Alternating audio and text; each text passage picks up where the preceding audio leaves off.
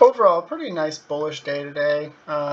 We kind of stalled out a little bit around this area, and we did struggle for a long time, but this is a nice, pretty big move up. So the biggest thing to note from today is this black line here, which is the support line projected up over to the resistance up here from August peak. We have now, as you can see, broken through the bear channel. So we are no longer what you could consider a overall bear trend for now. But we're still obviously in the overall 2022 bear trend, but we are currently not in a short-term bear trend. We are actually more in an uptrend than we are a downtrend. So if we go ahead and remove this line, the biggest thing to take away is we're now on this green channel here. You can see where we died out today is right here at this previous resistance level, right here at 385. We did manage to break through this resistance at 382.3, which we did struggle at for quite a long time. Tomorrow, as you guys saw, probably after hours was super red. We dropped it as low as negative 1%, and actually futures is down 1% right now because of Microsoft and Google earnings. What I'll be looking for tomorrow is to see what we do here at 378.8 and also right here at 378.1. This is key support right here. If we can hold this support here despite the bad earnings that we got, then that is a bullish omen for the market that we are still going to try to push through it. However, if tomorrow we get a massive red day and we close back in this gray channel, then I will be looking for a more short-term position, bearish position. So we'll just kind of keep an eye. So my key support for tomorrow is 378.1, and then key resistance, if we can get over 385, will be right here at 388.7. Channel's resistance is 390.1. You can see we're still in the red bull channel. We will look to maintain this, and I will be overall bullish until this breaks down, which you can see that we could go all the way down to 371 tomorrow and still technically be holding the bull channel. So a lot of things to keep in mind there. Going over to futures, I was kind of talking about yesterday this dead man zone right here from 38.05 to 38.75. Well, we perfectly just went through that. So what I see in here is that we're trading in the middle of it. So we're either going to make a decision to go up, or we're going to make a decision to break back down, and we're finally going to put a support resistance line in here, probably right here at 38.42.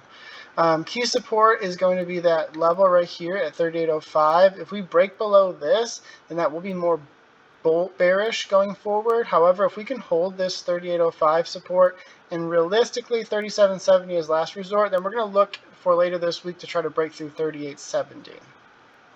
One interesting note, as you can see, 38.70 is the upper JPM collar. We did hit that and then reject today.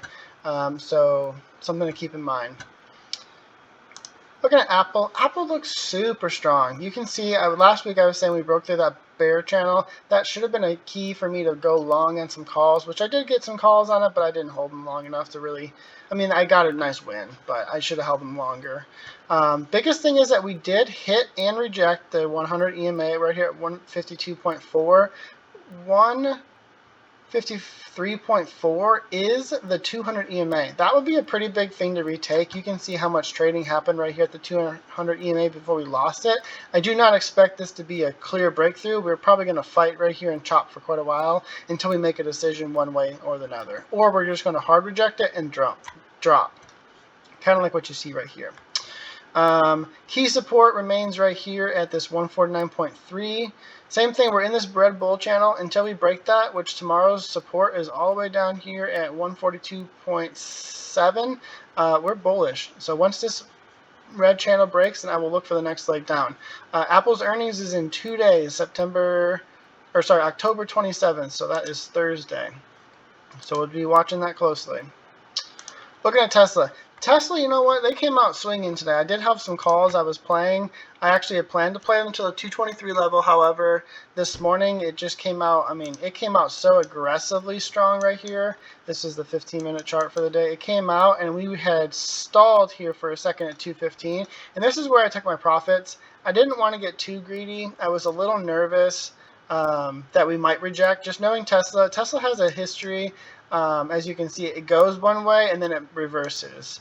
It kind of just has a history. If you kind of see it drops and then it reverses. And I was really afraid that we might get the same thing where it goes really hard the first like 15 minutes in one direction and then it reverses.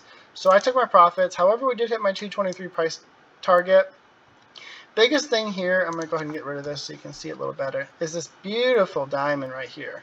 We are in this diamond.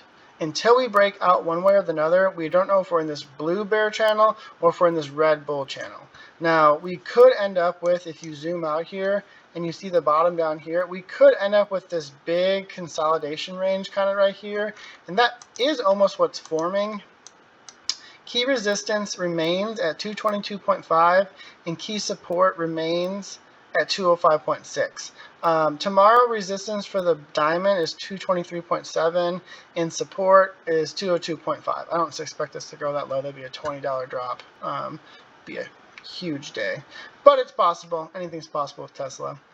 Friday is the Tesla Twitter deal, so that is something to keep in mind.